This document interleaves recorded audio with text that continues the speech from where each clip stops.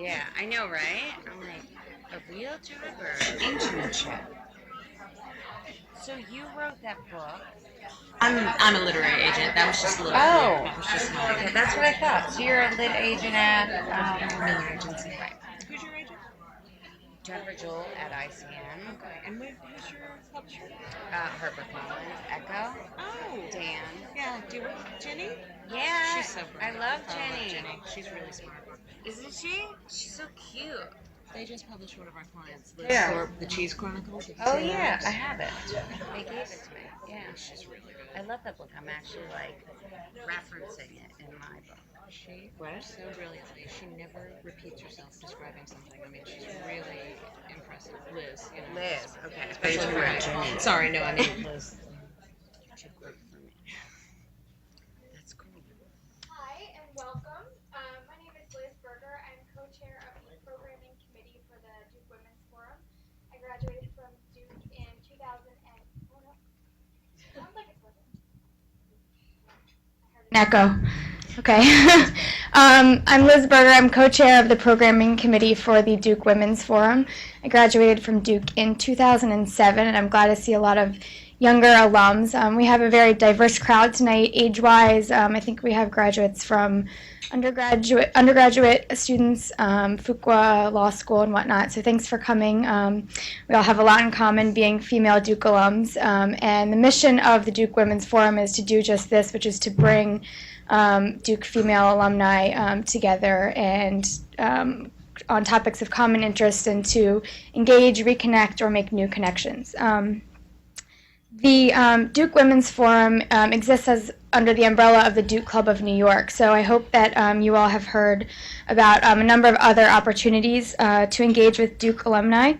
The Duke Women's Forum also has something called the Duke Alumni Mentoring Enterprise, DAME. And this group gives an opportunity to engage in more in small group settings. We have a very fast approaching event on November 12th at the home of Allison Greenwell, a 2007 grad here in Manhattan. We also have dates in January for alums in the New York City, Connecticut, and New Jersey areas. We're also hoping to have Westchester and Long Island events, again, small group settings, and if anyone would like to host one of those events, specifically in Westchester and Long Island, we're looking for hostesses, I should say. So please contact Danny and Catherine. Their contact information is in your program if you'd be willing to do that. I have two more events that I want to bring to your attention. Starley, do you want to go into? Yeah, go ahead. Yes, and I want to thank everyone for all the help tonight. It's going to be a great panel. I'm really excited, and thanks to Liz, everyone. But I do want to. Oh, you can't see this right now. So Danny, raise your hand. The Dame. That's the mentoring. If you have any questions about that, that's great. So who am I? I'm Sterling Wilder. I'm a class of '83, and I'm the director of alumni affairs. And I came up because it's such a great panel. I want to thank you all for being here and just such great work that you guys are doing, and it's really exciting. And also, I know you're going to do this, but I also want to thank my classmate Rita, who's hosting us tonight. Thank you so much, Rita. So why am I standing up? So I'm standing up because I'm talking about Money, Sex, and Power, which is the title of a course at Duke, but it's also the title of an alumni weekend in the end of February in 2010. And I hope that you have gotten an email about that. It may have gone to your spam because the word sex does have a tendency to spam. It's a little unfortunate, but I'll send another email out about it to everybody here. And it's the second weekend that we've had for alumni. The first was a Women's Health and Wellness weekend in October of 2007. And so the Money, Sex, and Power, it's great. But there's a flyer about it, and it really isn't pole dancing, as I explained to people. It really is some important panels talking about women in terms of those topics, everything from health to women in business to women in philanthropy. And you also have this opportunity for some mentorship with Duke undergrads, and they're really excited about that.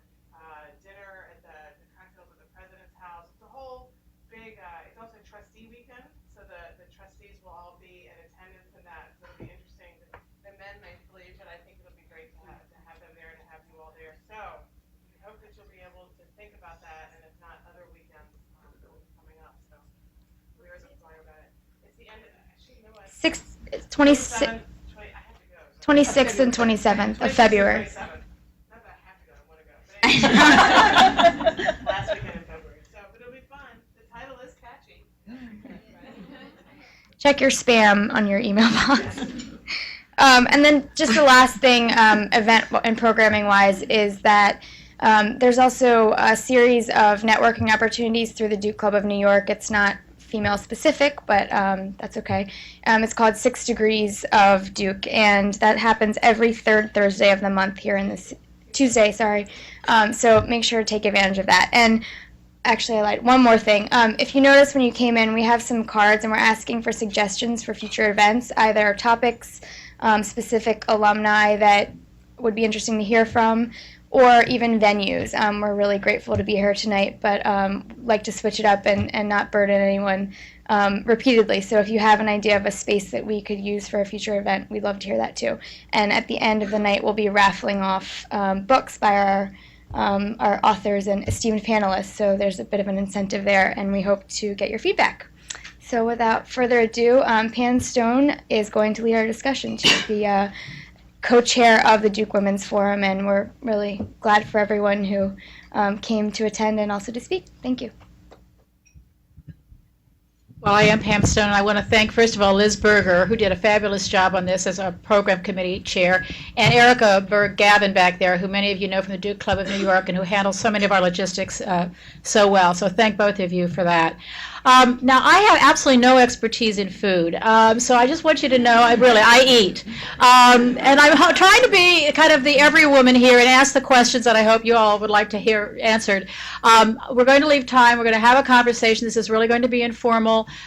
We are definitely going to leave time afterwards for question and answer from the floor, so please feel free to step up. I think we all know right now that we're in a kind of food moment. How many of you watch Top Chef, for example? I think we have to fess up here, right? I certainly do. How many of you saw Julie and Julia? How many of you read the books on which it was based? Right. And so I think, there really is something going on. We do have a kind of cultural moment here. And this, by the way, was one of our most popular, in fact, an oversubscribed event, to give you another indicator of kind of the interest in the topic. As we were doing our event, I will tell you, we kept coming up with food puns. It was hard to resist food puns as we talked about it, so I'm going to indulge one now. But food is a topic that is both, I think, weighty and dense and light and frothy. And what we would like to do in this session is kind of cover all those bases and talk about it, sort of the culture and the industry of food, talk about the style and substance of food. And we have a really great panel to I think, touch all those bases. So I'm not going to give any detailed introduction because you have their bios. Needless to say, these are all distinguished Duke foodies. And to just give you a quick rundown, we have Danyelle, who is a restaurant girl who really can tell us about the New York scene and the eating scene in New York City especially. We have Sharon Bowers, who is a triple threat agent, writer, and editor of cookbooks, can tell us a lot about foods, fashions, and the like. And then finally, my colleague at Hunter College, Jan Poppendieck, who is both a historian and a sociologist of food, and who I think can provide us with the big picture. So I'm going to start with a kind of powder puff question. You all were really prescient. I think you were kind of ahead of the curve in becoming interested in food, not just as a hobby, but as a profession. And so I'd like to sort of get a sense from you about how you happen to get into food. And I want to start that question with a question about what's your favorite Duke food memory? And did that deter you? Or did that motivate you to follow your passion about food? So Danielle, why don't we start with you? Well, I think my favorite Duke food memory was Honey's and the waffles and the grits and the biscuits at 1 in the morning, 2 in the morning, Foster's bread pudding, sweet tea. I actually, as you were thinking of that, I have to admit, though, I was thinking of the pound cake in the cafeteria on the main campus. It was so good, and I remember I used to have a piece a day because back in those days we just didn't really understand what happened when you ate carbs like that every day.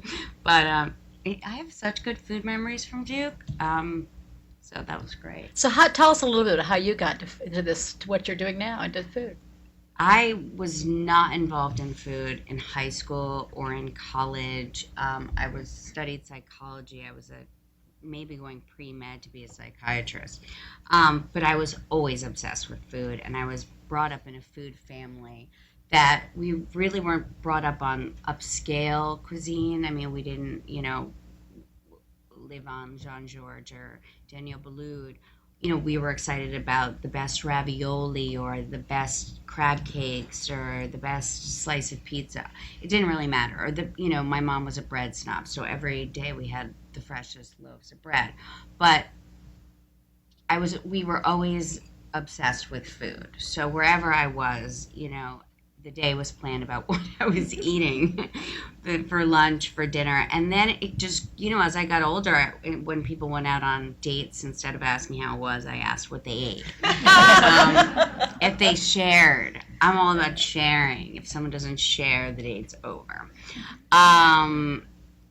So really, it sort of came about backwards. And I realized I lived in LA for a while, and I was writing, and I was doing some comedy writing and stuff out there. And I would fly back for the openings of restaurants and chefs, and I started to sort of follow chefs like Rocco DiSpirito and Danielle Boulud, and it doesn't matter, just any chef. I literally would plan my trip back around. Yeah, the opening, it was crazy. And I would want to be there opening night. So it was almost like the theater for me. Opening night, it's like going to the theater. And if you go to a lot of restaurants now, even like if you go to, Joel Robuchon at Four Seasons, it's L'Atelier de Robuchon. It doesn't matter. You don't have to have gone, but it literally feels like the chefs are on a stage. And that's a lot of what happens now. They've taken sort of the sushi counter and made it just the eating counter, where you get to watch the chefs like Ko, which is one of the hardest reservations in New York, which is David Chang. And you just watching the chefs perform, watching them at work, watching them deliver your food. So it's like interactive theater. And so it really sort of grew organically for me. I just started writing, and there were no outlets at the time. It was actually interesting. It was very hard to get into food already when I tried. So you would get paid nothing, like $50 to write about, I don't know, a review, a little blip for Time Out or something like that. And, you pitch articles, they stole them. Like it was, it's not an easy world, like, I'll be honest. And so I was like, okay, I'm just going to start my own blog. And I didn't even know what a blog was at the time. It was someone else's idea. And they sort of baby stepped me through it. And it's really easy to start a blog. But I was, smart enough to know that I really needed my own voice. So I didn't, want to be anonymous, because I don't believe in the anonymity of it all, because I thought people needed someone to relate to. So I was one of the first people to sort of throw their picture on the website and be like, I'm young, I'm a foodie, I have good taste, here's what I love. Sort of being brave about that, and running around to the new restaurants and, basically chasing the restaurants, to openings and, breaking news and stuff like that. And it caught on pretty quickly, luckily, because I think it was such a niche voice of like a hip, younger audience versus a lot of times with anonymous critics, you're like, who's recommending these restaurants? Where are they sending me? I was taking pictures and giving people visuals. And then I started getting some on-air stuff. And then the Daily News called me, and I reviewed for them for 2 years. And I just sold a book to HarperCollins about 8 months ago, which is now currently called Eating Out, a Modern Day Guide to Dining Out. So it's about sort of like dining etiquette in the 21st century and new regional cooking.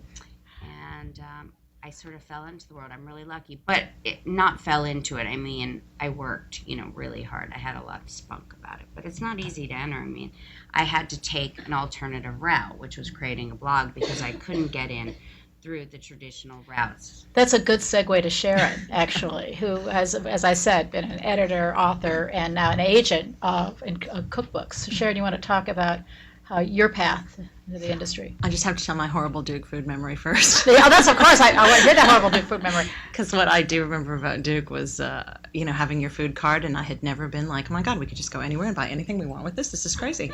And there was Gridelli's, which I believe is long gone, but it was a horrible little grill that was in the bottom of my freshman dorm, and we could go down at 2:00 in the morning after a party and get fries and cheeseburgers, which was just a horrible thing for freshman girls to have at their hands. But what I vividly remember most, and then I'll get away from this, but it brought back years of memories. So my roommate and I would take our money and go to the little campus grocery store on Central, which I don't know if it's still there, and you could get a whole roll of cookie dough, and and it would have an expiration date like 2 years ahead of when it was, and we would cut it in half, and we would hold it and each take a spoon on our half, and we'd be like, we are never going to get through this before June of '90.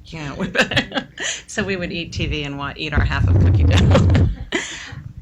But from there, my taste fortunately improved and got better. When I left, a lot of English majors end up going into publishing, and I wanted to go into publishing. I was always interested in food and read a lot of cookbooks, but I ended up working at HarperCollins, and I was a cookbook editor there for 5 years. And then we all thought we had to work on the internet when that was happening, so I went to the Food Network, and I worked on their website for several years. And coming from publishing to TV was like a big shock to me, because publishing, I was saying to somebody earlier, it's like an extended English class. We all read the same thing, and we sit around and talk about it. And then you go to TV, where it's like a completely different world. But when I had a child, an agent whom I had worked with a lot at HarperCollins said, you hate what you're doing, why don't you come and be an agent? And when you've been an editor buying books, you don't want to be the person selling people books. And I was like, I don't want to do that. I'm an editor. And then I've been an agent for 7, almost 8 years, and I love it. It's fabulous. It's really fun because we get to put things together. We're like, oh, there's a really great person with a great idea. Sometimes that person needs a great writer. Sometimes they can do it themselves. And then we sell it to publishing houses, and they publish it. So we primarily focus on cookbooks. We represent chefs all over the place. Our agency represents Jean-Georges. Our agency represents Mark Bittman at the New York Times, but also I have a writer who's a woman from Mississippi who this year won the James Beard Award for Best American Food Writing for her book Screen Doors and Sweet Tea, Martha Foose. So I like a wide range of food. I like the high-end stuff I'm finding as an agent, not necessarily what people are buying anymore. We want to know about home cooking. We want to know about Screen Doors and Sweet Tea. And I think it's because possibly, I hate to say this, but as the economy is contracted, we want to stay home and comfort ourselves. And I think that's one of the reasons we're all so keen on food these days. We have been for a long time, but now we're thinking more about what we want to cook and eat and put into our own bodies. Well, I'll pick up with that.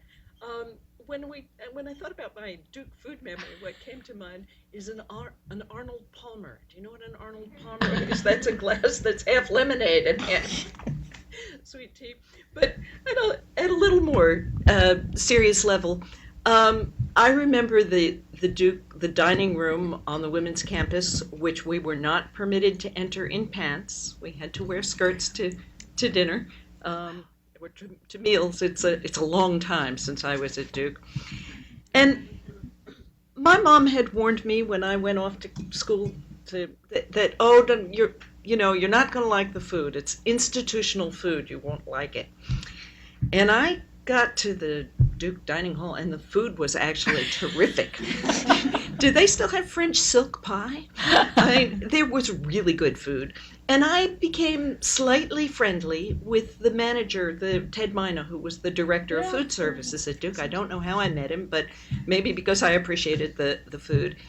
And then the civil rights movement began, and then the cafeteria workers, who were making 85 cents an hour, organized and began to push for their rights, and I was on the picket line and had kind of an encounter with Mr. Mina. So my memories of food at Duke are all very rooted in issues of access and social justice, which, not surprisingly, is kind of how I got into it as an academic topic. I grew up in an era when Americans, if they thought about hunger, typically thought of it as something that was happening somewhere very far away in the world. And, we trick-or-treated for UNICEF. They were doing it again this year. The children were trick-or-treating for UNICEF. And we, sent donations off to faraway places, but we really didn't believe that there was hunger in America because the most prominent public policy issue related to food was the management of surpluses. This was the era of, sort of Billy Solestes and fights over parity and what have you. So I was among the Americans who were shocked by the discovery of hunger in America.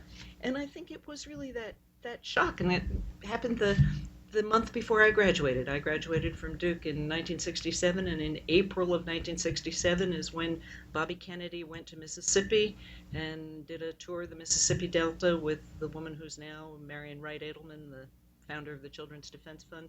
And we really were shocked. And I guess for me it was many years of working on hunger issues before I really got in touch with my inner Danyelle. Before I realized that the reason I am so offended by people going without food is because it's truly a primary source of gratification in my life. I love everything about it. I like to buy it and cook it and eat it and share it. And so. Can I actually say something? Yeah, to that? absolutely. You It's know a what? conversation. You know what's interesting? I'm going Jan's way a little bit now because I've been so immersed in the new and the hip restaurant and the emerging chef, which I feel very comfortable in this world with. I am quite aware of the people who don't have the privilege and the access, and because of that, have started to take the initiative myself to reach out to chefs to say, hey, you need to be going in and, to these schools and teaching these cafeteria workers how to cook. And so it's really interesting for me. And I actually went to DC for the Share Our Strength to talk about, on Friday. But I mean, you're way ahead of your time in that. Well, when I was at Duke, they were very fond of convergence hypotheses. It was China and the West at that point, but we could have convergence hypotheses. Yeah. Yeah, I was going to say, you want to talk a little bit about the reference to what you attended this Well, I past feel like- weekend? you sort of know the dynamic more. Of Well, what's Share going Our on Strength and is stuff. Share Our Strength. right, a Which book? nonprofit organization that was founded by Billy. I'm blanking on his last He name, knows but more she than I knows do. who I mean. To use some of the profits from the restaurant industry to address hunger, and increasingly, we've moved from hunger to a more comprehensive understanding of food-related health, so that diabetes and obesity are now part of what Share Our Strength is trying to address. Right. And they do a lot of training for cooks, and encouraging the creation of job development training opportunities for people with limited education, so that a number of soup kitchens here in New York have training kitchens where they train clients to become food service workers, which is a stable job. But also, Share Our Strength provides a lot of equipment for organizations. So, a good group. That's one. You all have kind of touched on this. I think there are a lot of paradoxes and confusion surrounding food, because we do indeed have hunger at a time that we also have unprecedented levels of obesity, right? We have this incredible interest in food at a time when all the research shows that women in particular, who do most of the food preparation still, are spending less and less time doing it. So I guess one of our sort of overarching questions I'd like y'all to address is, why is there this food moment? Why now? What's going on? What do you see as the sort of big picture things that are prompting this? Again, despite the fact that there are sort of competing paradigms, and food is still, in a sense, a kind of cultural and class divide. So, but yet this seems to be something that is somewhat universal. I was going to say, from my point of view, working in publishing most of my professional career, I can't help viewing everything through the lens of publishing. And Right, sure. it was in the late 80s and the early 90s that cookbook deals started to happen for chefs. Like, around the time you were starting to really follow chefs, and presumably later in the 90s, they were becoming cultural superstars, and they hadn't been. The chefs used to be the help, and they were in the kitchen, and they were the people who brought your dinner out, and the people eating the dinner and paying for it were the people of status. And then somehow we flipped it. And I think publishing and television bear some responsibility for that, partly because,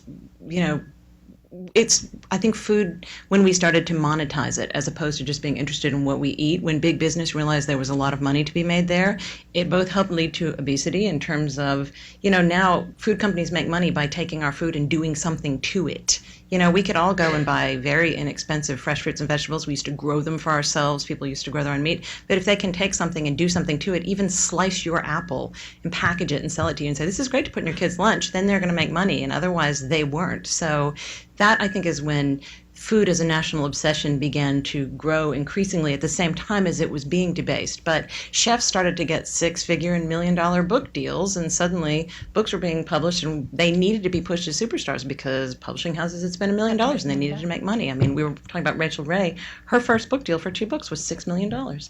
And when somebody spent $6 million on a book, they're going to make sure that you know who Rachel Ray is. And they're going to make sure that you've gone out and bought a copy of her book. And Is this part of, you were talking earlier about food as theater and food as spectacle. I mean, this is part of the marketing of food? I mean that, when I say theater, I mean that in the best of ways, really, because I so admire what chefs do. I mean, think about the time they put in.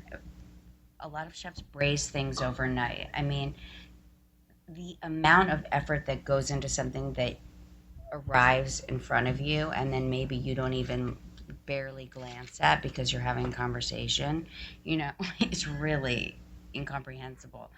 But I think you're so right. Just to go back to that point, I think the primary reason is the celebrity status of it all. I think it's the television, a celebrity chef. So all of a sudden, everybody wants to be that person. You want to emulate that person. And it came from Martha Stewart, who was like the perfect wife and mother and cook and could do everything. And then to a Rachel Ray, who wants to be something, a working person, and make the 30-minute and make the great gourmet meal. And it became very accessible to all of us, and there were all these chefs that we wanted to emulate and copy and make their recipes at home. And so you start following that. But so at that time, chefs became more identifiable. They came out from behind kitchen doors.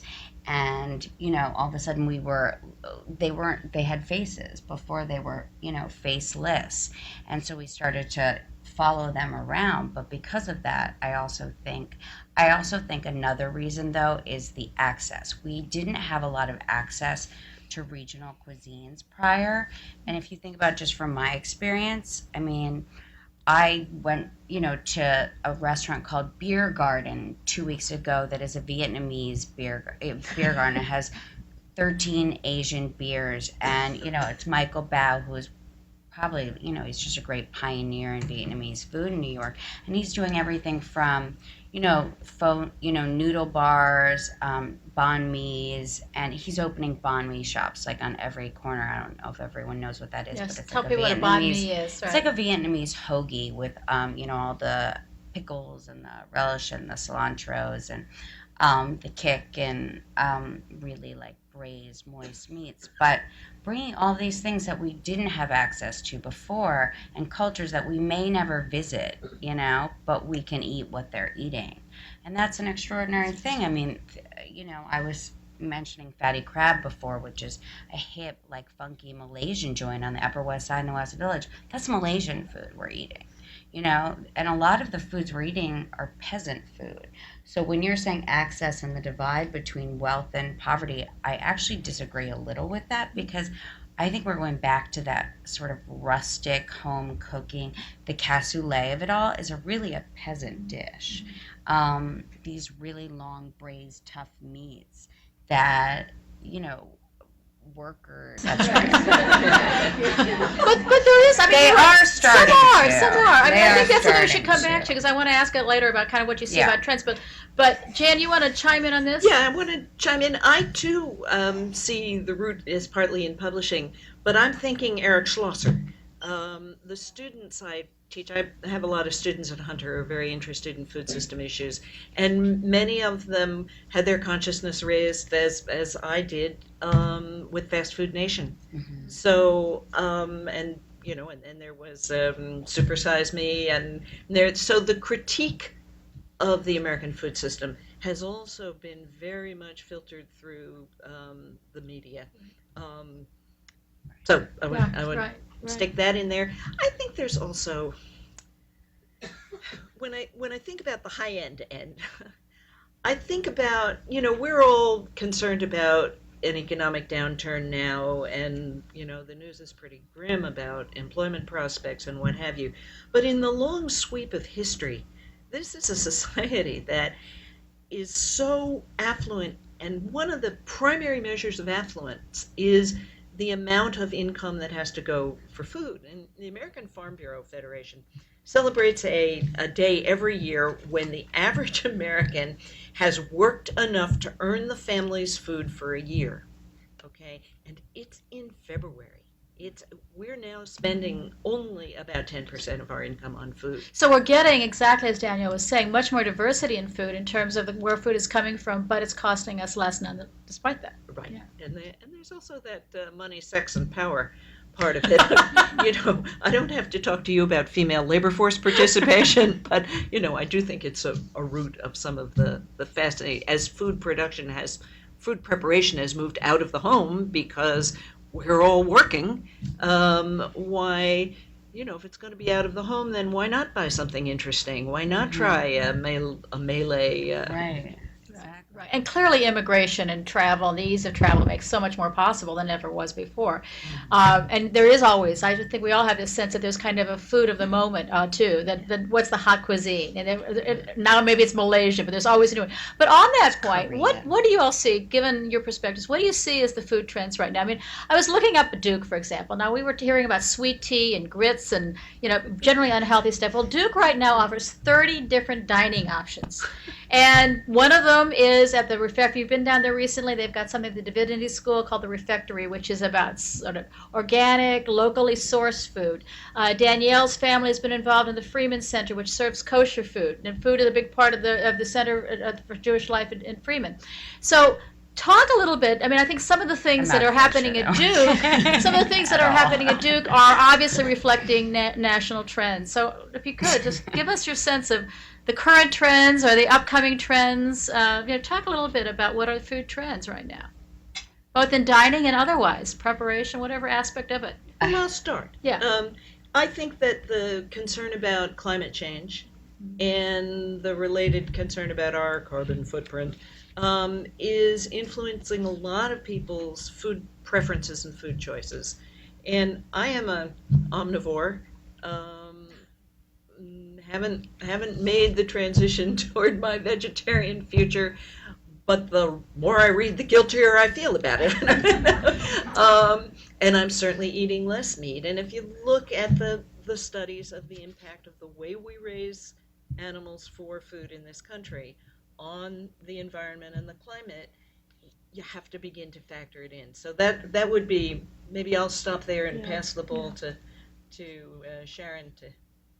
I do think that's the major trend that's facing us, because we're all becoming more concerned with what we put in our mouths. And we were talking earlier about the Nicholas Kristof piece in the Times this weekend about BPAs, and I'm like, it's not even okay to drink water out of plastic bottles anymore. I'm never going to do that again. You know, I was sort of aware of it, and now if you didn't read it, look it up on the web. And Estrogens. Estrogens are leaching into your water from your water bottle, and you thought you were making the healthy choice by not picking a Diet Coke. By that meter, you should have had the Diet Coke.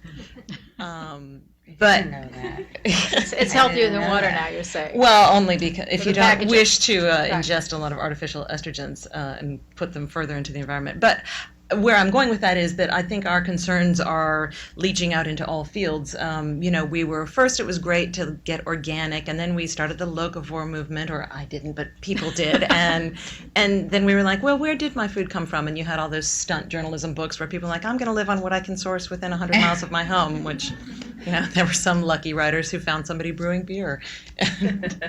But that, I think, is where we're going. But it's funny because that's where like we're going because we're reading about it, and we have Nicholas Kristof in the New York Times to tell us not to drink water bottles. But what I always come back to when I'm thinking about where food is going is middle America. I'm from North Carolina. I grew up from people who, grandparents in Tennessee. My mother was a farm girl from Minnesota, and they ate the same thing every day for most of their lives. Whereas now we need our oversaturated senses stimulated with Malaysian food and banh mi. I mean, I do too, and I love that stuff. I'm not complaining about it, but it's funny. I'll bet most of us, if we go back a couple of generations, our families ate the same things over and over every day, wherever we were from, and we're glad to have it, and in some cases lucky to get it. So as we consider more and more where our food is coming from, we can't help thinking, gosh, my grandmother grew every tomato she ever ate. And can we do that? Not really. We live here in the city. It would be ridiculous, but I bet we wish we could. So, and Danielle, talk about from the restaurant scene. What do you see as the I have hot lots trends? of these. Well, I mean, every chef, every relevant chef almost in New York is a locavore chef of sorts. It's sort of irresponsible at this point, at this stage of the game, to be leaving a huge carbon footprint. As a chef, honestly, I mean, to the point where I wrote about it when Matsujin opened, Jean-Georges opened Matsujin, which is one of my favorite restaurants, so don't get me wrong. It's a soba shop that actually, an upscale one, but that I went to when I was in Japan, and he brought the chefs over here to make soba and even their, grinding mill to make the noodles from the buckwheat. But the carbon footprint on the pork and the meats, is extraordinary, and it's glorious. It tastes amazing, all these, meats, but it's really extraordinary. But it was the first time I actually really sat in a restaurant and thought about the carbon footprint I was leaving as I was eating. And having said that, so a lot of these chefs are very aware, like your food almost has designer names. You're eating a La Frida burger or a Black Label versus the regular, or you're eating a Satter, lettuce from Satter Farms, and so it's almost like wearing a piece of, a Chanel jacket or something like that. But I do like to think, from what you're saying about that it's almost like haute couture. That scene from yeah. Devil Wears Prada where she's like, you bought that dumpy sweater Right. because Yves Saint Laurent sent it down the runway 2 years ago. So in some ways, maybe the fact that like people like Jean-Georges are saying, look, here's how you grind soba, that it will eventually trickle down. The difference being that it's not in the interests of big food business to let that happen. Well, that's interesting to me too, because I was speaking to a Jean-Georges caliber of chef and the recession, and we're saying, they're answering the call of the recession. So this is one of the new trends, obviously. Yeah, yes, and it's been in place for the past few months. For instance, Danielle Boulud opened Bar Boulud, which is like a glorified charcuterie bar with cheeses and, house-cured charcuterie.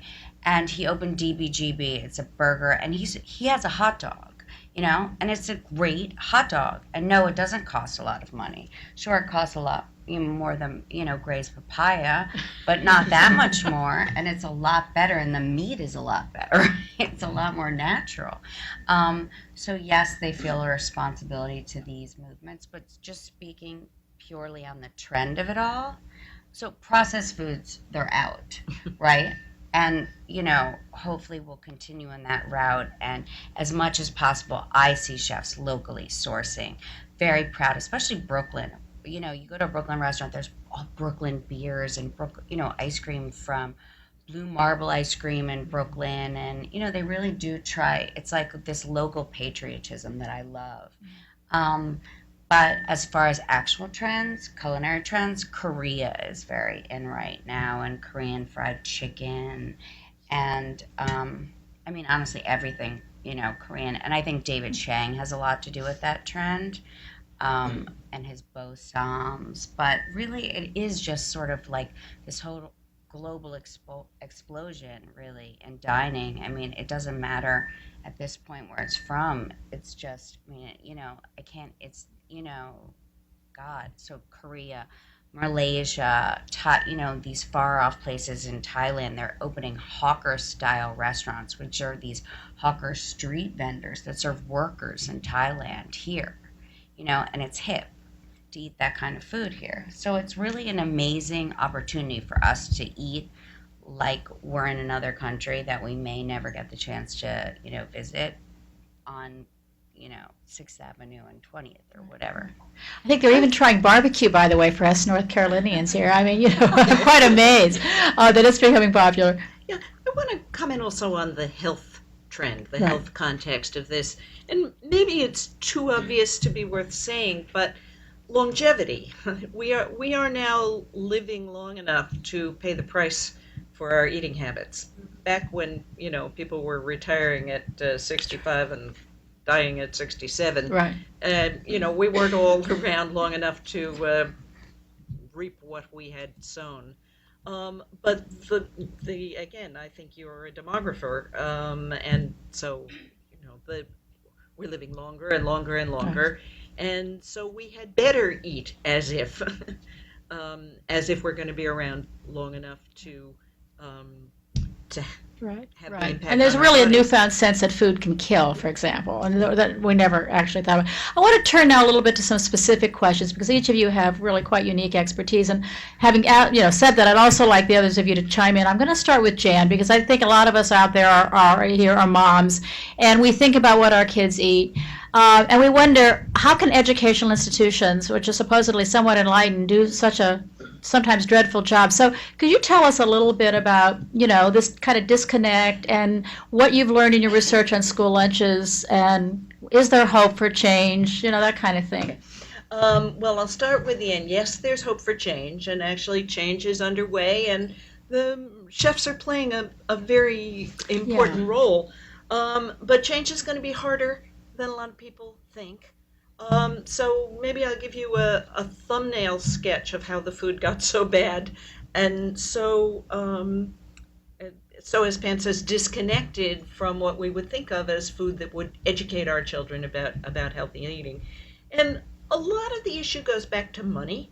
Remember I told you about the discovery of hunger in America in the late 60s, and at that time when citizens organizations took a look at the school lunch program, the National School Lunch Program, which had been started officially in 1946, in part a response to the notion of defense nutrition of many people who were called up for enlistment in World War II being found physically unfit to serve because for reasons that were traceable back to malnutrition in childhood. So circa 1946, many people in Congress saw healthy eating as a part of our national security. This should sound a little familiar. I don't know if you saw the piece in the Washington Post last week about the percentage of people now being found unfit for military service because of overweight and related problems. But in any case, this was the atmosphere in which the school lunch program was created.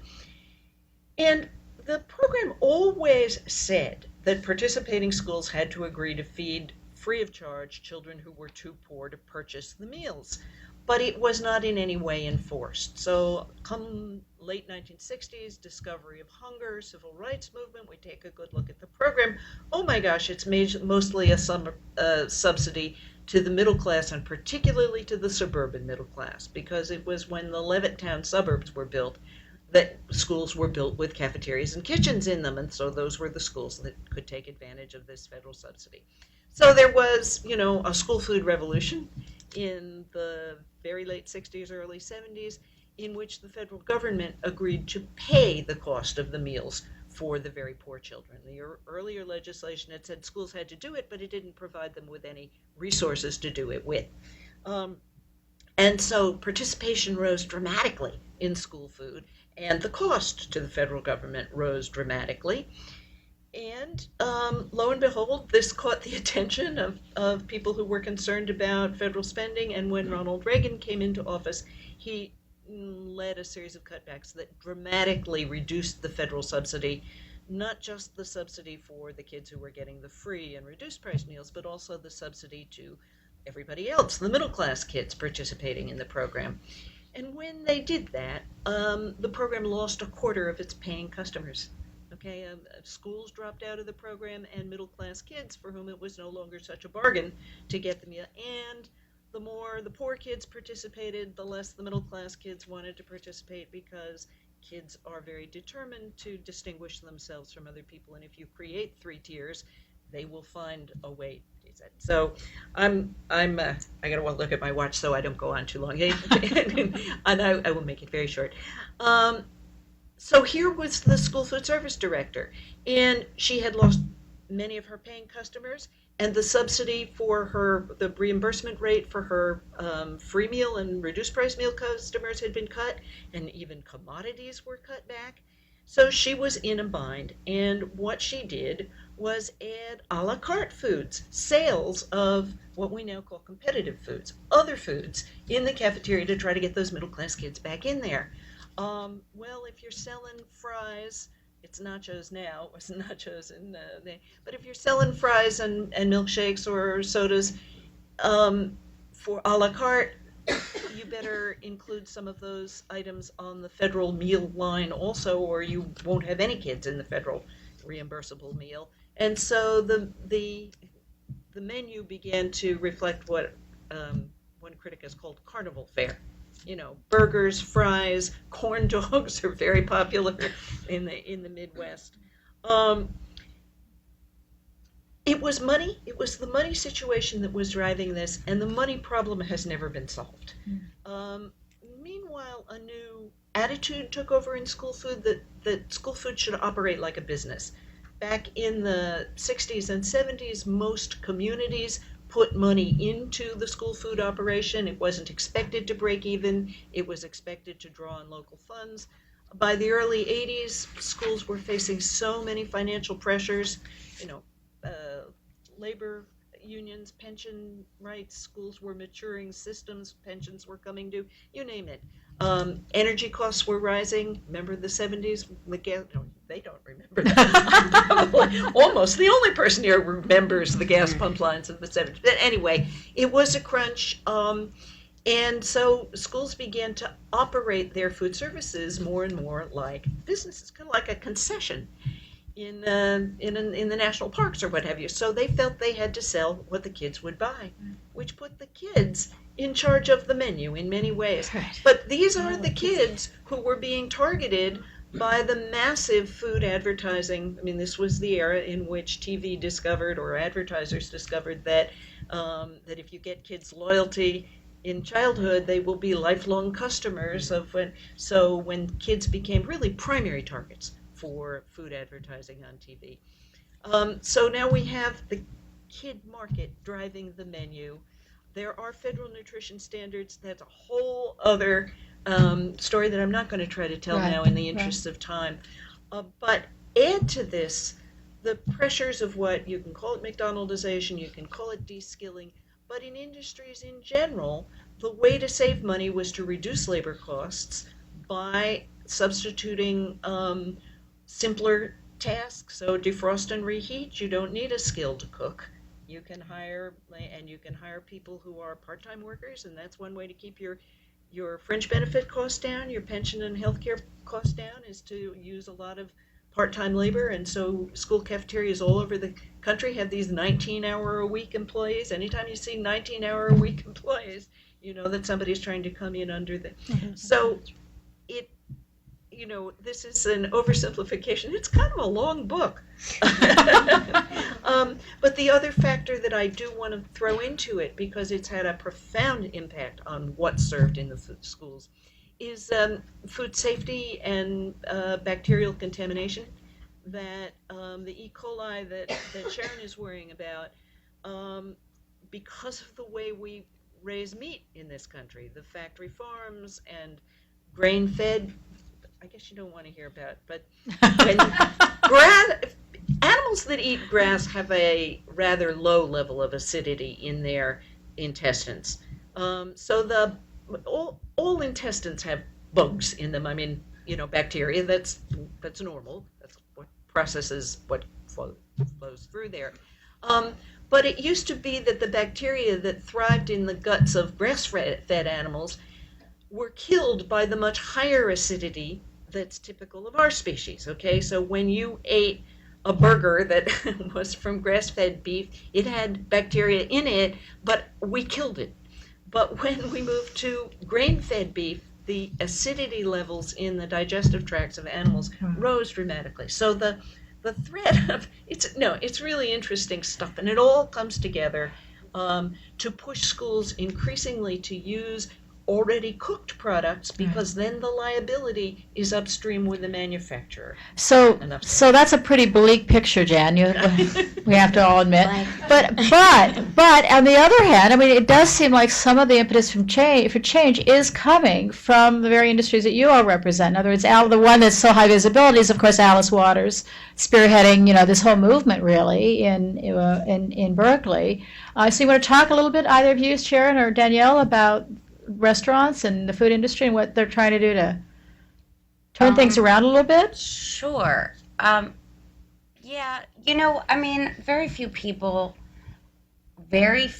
relevant, responsible chefs. I keep going back to relevant because these are chefs that are sort of have to answer to the public these days, are using corn-fed beef. Mm-hmm. Mind you, that does not account for the McDonald's or the Taco Bells of it all. And honestly, if I knew as much as you did, I probably couldn't do my job. So ignorance is really bliss over here, and I don't want to know it all.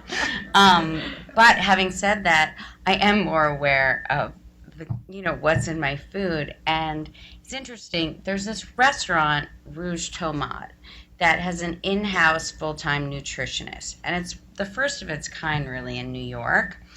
And, not many restaurants can afford that. But they took a chef, Jeremy Bierman, I believe is his name, and he trained as John George. And he has learned and created with the nutritionist a stunning menu that manages to be extremely healthy. Hopefully that is what we will see in the future. I think that is a long time coming. But I see two different things happening. I see things that are cleaner and healthier.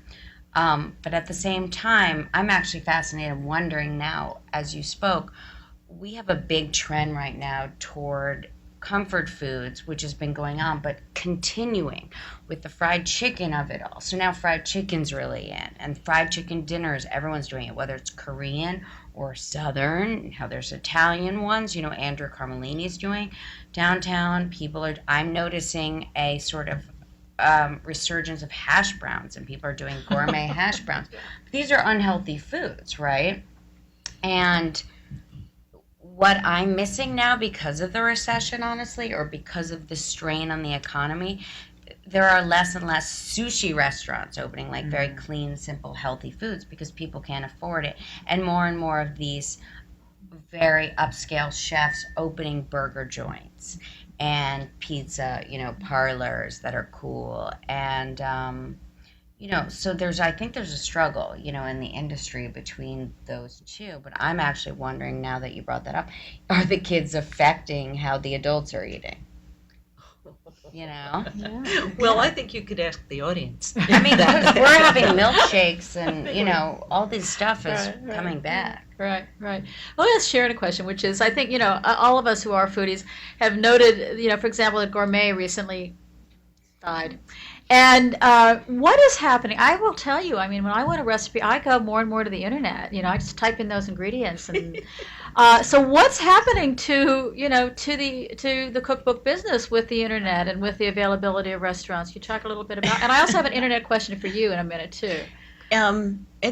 It's alarming if you're an agent for a living, but I also grasp that the publishing industry that I'm in is changing and contracting, but it always has. It's funny, recently I just was dabbling in a book that I have about Victorian writers Somerville and Ross, and they had an agent called J.B. Pinker in London who was the big agent of his day, and he represented like Thackeray and anybody who was a name, he represented them. And they were talking about how publishing is just falling apart around our ears, and I'm like, oh my God, it was 1882, and so In some ways, I try not to be part of that whole naysay. On the other hand, there's no denying the fact that right now the traditional model of publishing, which we have long known is broken, is not going to get fixed. And so from my point of view, doing cookbooks, I myself go to the internet if I want something. You know, when I'm reading a cookbook, I think, oh, that sounds great. I love his version or her version, and I'll try it. But if it's just a weeknight and I'm like, I have chicken breasts in the fridge, I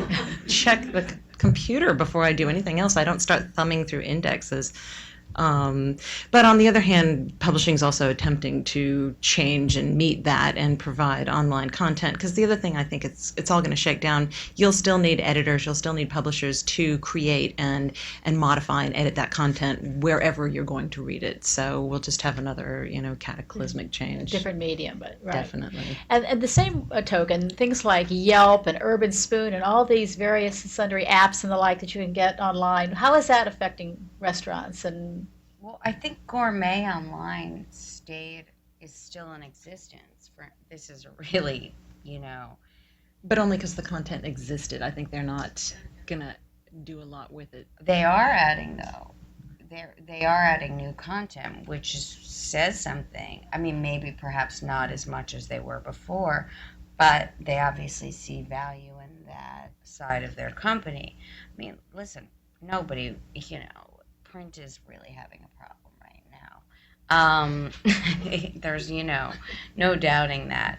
And because of, the internet and Google and all of these websites popping up like Chowhound and, Tasting Table and Urban Spoon and Yelp and, me and whoever and Eater and all these people, you don't have to pick up that publication when you can sit in front of your desk and not move. and get reviews, right, and get not have to rely Get on up to date reviews. right, and get whatever it is you want. Having said that, I mean, I think you could speak to that point, though. Books are different, I think, and I think that will stabilize itself. But it's funny, a lot of what I do, I troll for blogs of people who are getting, which I'm sure your agent did too. I know she didn't need to find you online, but I already knew her. But what I mean is, we look for people who are getting a lot of attention online, and then I've just got a Right. lot of and then people go after them for books. Well, I got a lot of emails when I was doing mine about people. Have you ever thought about writing a book? And all of a sudden bloggers are, all. But it's funny because then so many bloggers are like, oh, I have this blog and I'm getting this kind of traffic, and I was wondering if you want to represent my book. Like, it's funny how the pull of hardcover books still So remains. since Julia and Julia has that, It's a great idea. So evidently, Julie, the French chef, the Art of French Cooking is a new bestseller, right? Oh, Thanks yeah. to, so it's, quite amazing. Well, last question for me. I don't think we can leave these three without asking them for some restaurant recommendations. So, like Danyelle, for last, because that's your business, give us quick recommendations, your favorite place or place you recommend in New York, and then we'll open the floor to your questions. Jan. okay, well, I have a can't be a school cafeteria. well, that's funny. I actually was going to tell you that if you want to go look at a school cafeteria that will change the way you think about what's possible for school food, make the trip out to the Ross School in East Hampton. It's part of how I came to write this book. Was I went to see the Ross School, where at that point Ann Cooper was the chef there, and I thought, this is what I want for all our kids. But if you perhaps that won't be high on your agenda. I am one of those Brooklyn chauvinists or Brooklyn patriots that you, and I adore Aldila, which is not at all new, but consistently, reliably fabulous Italian food. Just wonderful. Good. Okay, Sharon. The thing that I think is really fun lately, I'm always somebody who likes to go out and find the most fabulous, least expensive food, because I love fine dining and I'm never criticizing chefs, and they're my bread and butter. And so I ate at Jean Georges recently and hadn't for a while, and I was like, I'm not eating high end enough.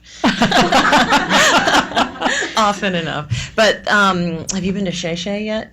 On No, 9th Avenue. It's Sushi. Angelo Okay, take this down, Sosa. everybody. We're going to get lots of good It's stuff. XIE. I don't know if I'm yes, saying I it. have the sandwich place. Yeah, XIE, and it's Angelo Sosa who came on. And how do you spell your, Jen, how's yours spelled?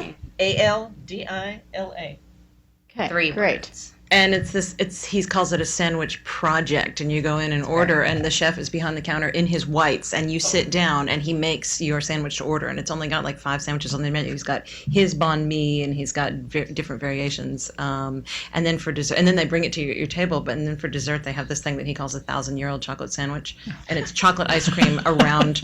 You break it open, and there's black salted caramel inside. Oh my God, that'll work. We owe it to everyone. Send an email with that. I think we'll have to do this, right? And our follow-up email. Eric, I gotta remember this, I know, right? it's like I'm doing his PR, but everything I've eaten there is Yeah, like, really. oh my God. She has stock. Oh, okay, Danyelle, your professional opinion here.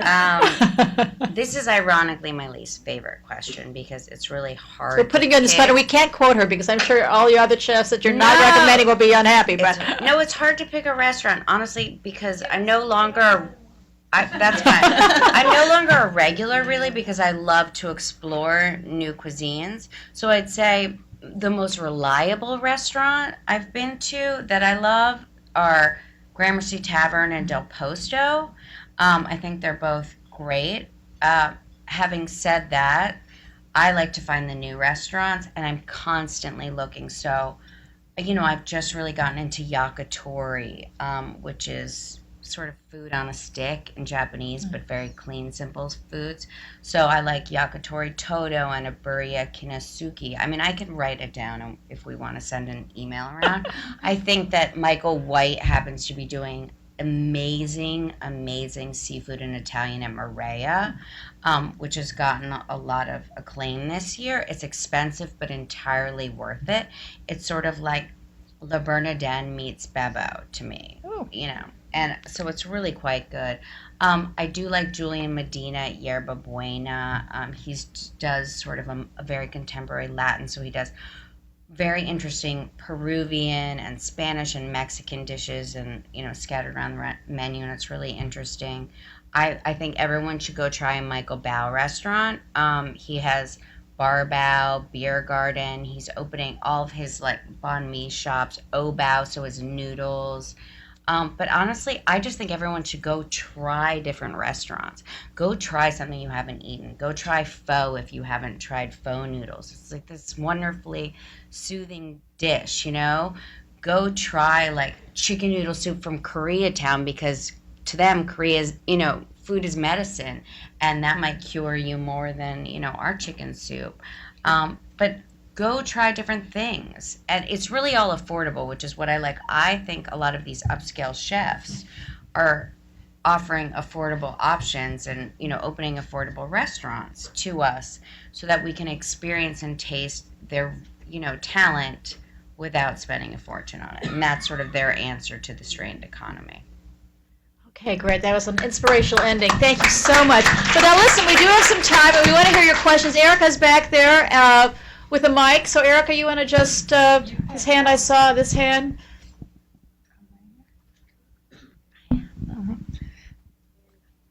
Hi everyone, I'm Katerina Rivera. I graduated in 2007, and right now I just finished doing Teach for America. I'm a 3rd grade teacher, and I work in the Bronx. And one issue that I felt really needs to be touched on is the issue of food desert and access to food for low-income populations. Because in my school, obviously, the school food is not that good. But the other issue is what the kids are eating at home. I had a girl bringing soda and 2 bags of Cheetos, 1 spicy, 1 not spicy, for lunch.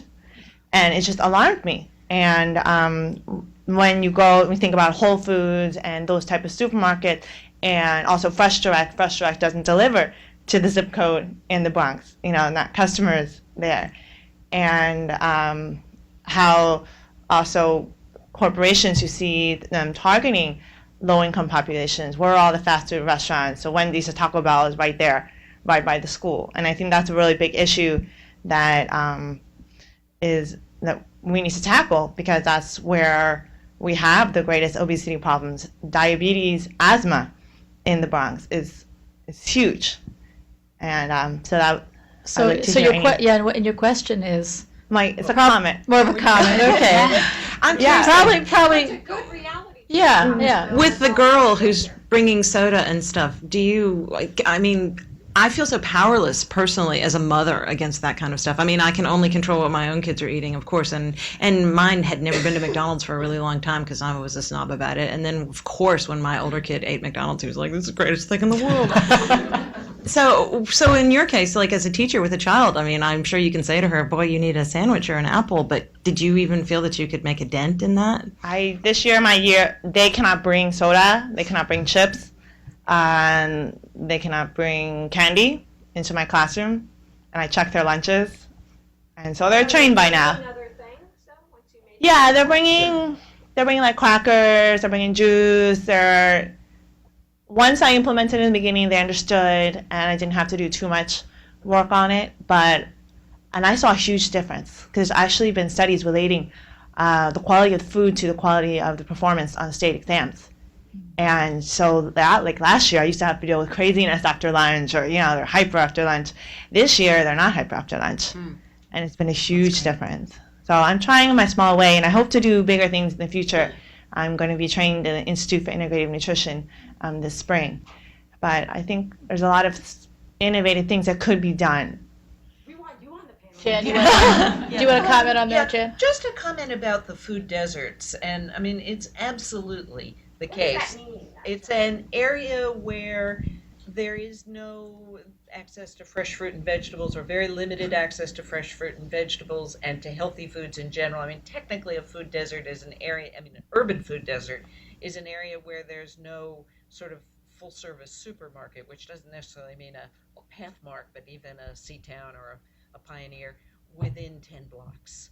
And what I want to say is that the Department of City Planning, one of the things that has begun to happen in terms of trends is that the city planners are talking to the health department. And I think you probably all know that New York's health department has been really out there in terms of requiring the calorie labeling in fast foods and banning trans fats and what have you.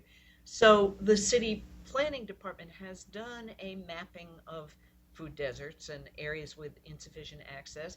And the city council has created something called the Fresh Initiative, which is going to subsidize the bringing of supermarkets into areas that are underserved.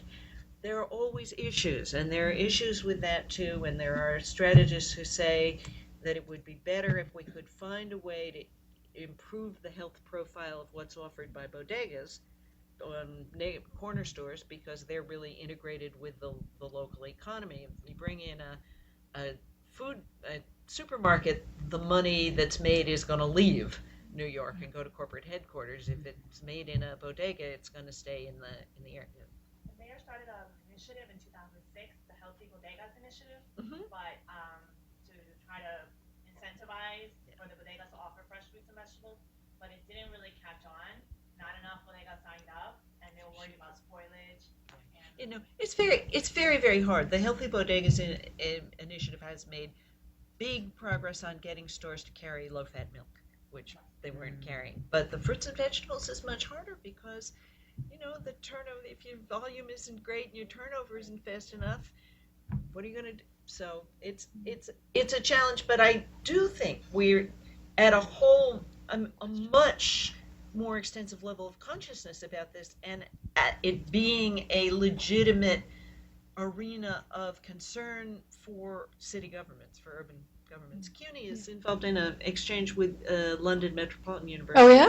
And certainly we have a mayor who's, as you said earlier, is very interested in these issues and hope would do something. We had a question over here, I know.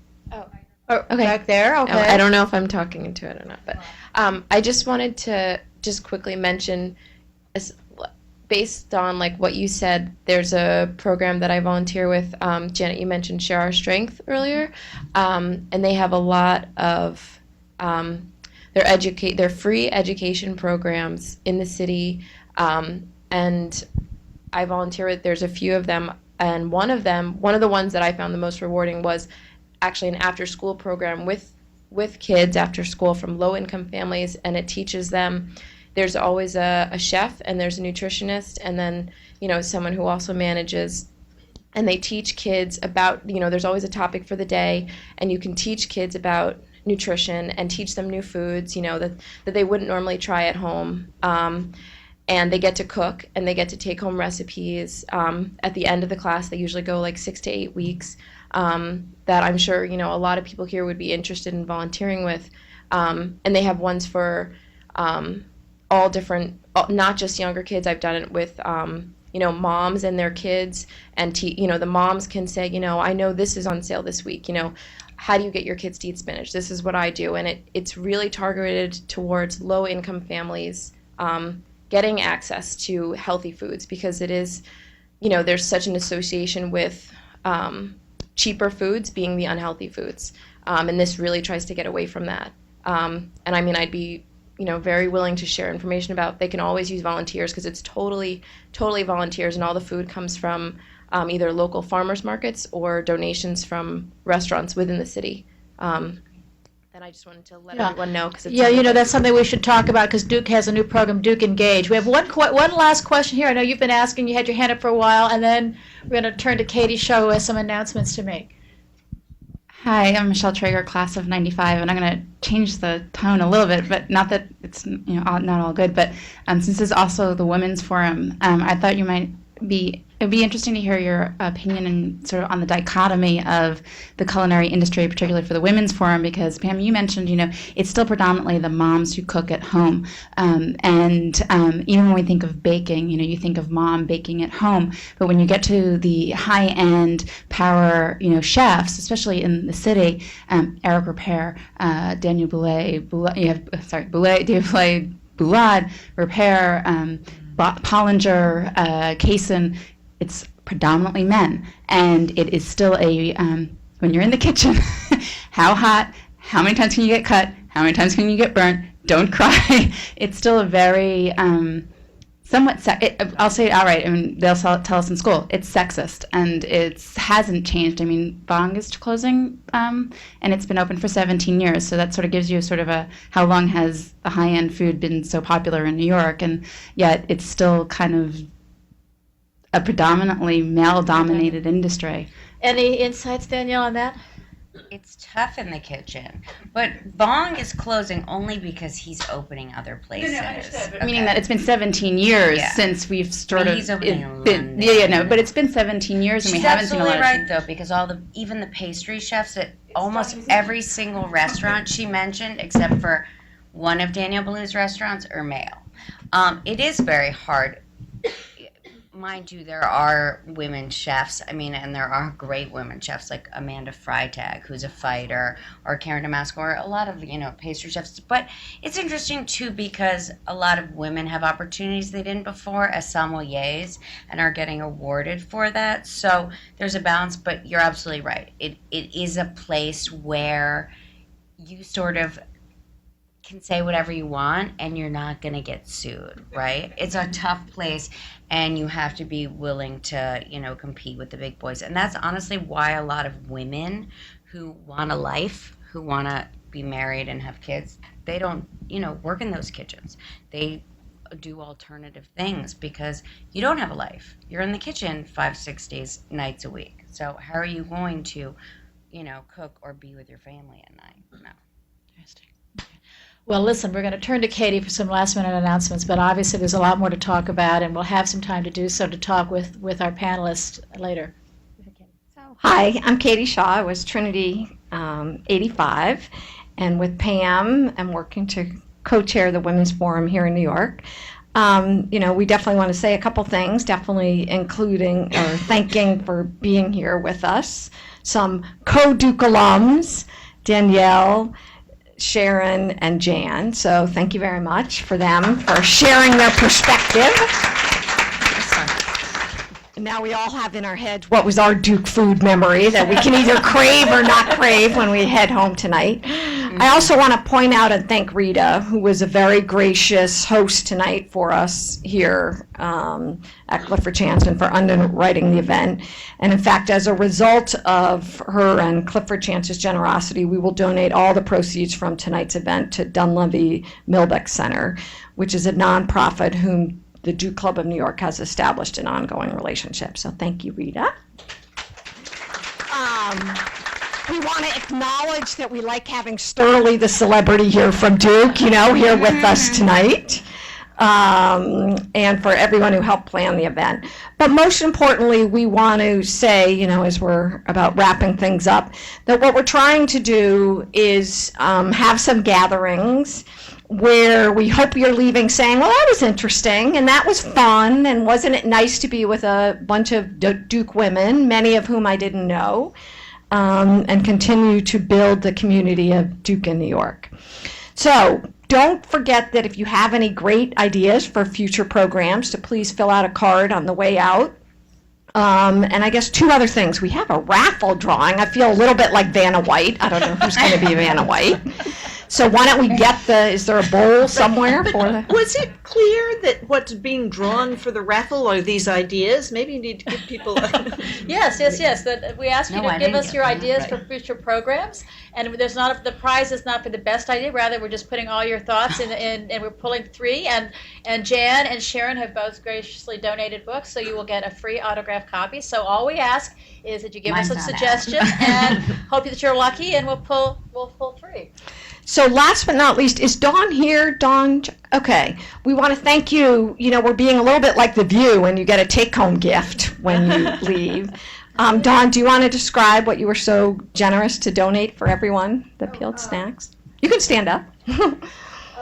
Another Duke alum we can all be proud of. I'm very excited about this event because I actually rarely, if ever, attend anything Duke-related in here. We're glad you're here. Because I have a busy life and so forth. But I do work in the food industry. I work at a company, a small startup company called Peeled Snacks, and we're a dried fruit and nut company. We make healthy snacks. Ideas, everything in convenient size, so you can get it at airports, and we've been growing, and hopefully in 2010 you'll see us in a lot of different places. And anyway, I brought some snacks for with the paper. But hopefully you'll support our small company that's growing and So enjoy the delicious snack, and when you see it in the airport store, buy it and think Duke. Right. Go Duke. Okay, so thanks everybody for coming. We look forward to seeing you at the next event. Thank you guys so much, really. Okay, so back to the food. Right.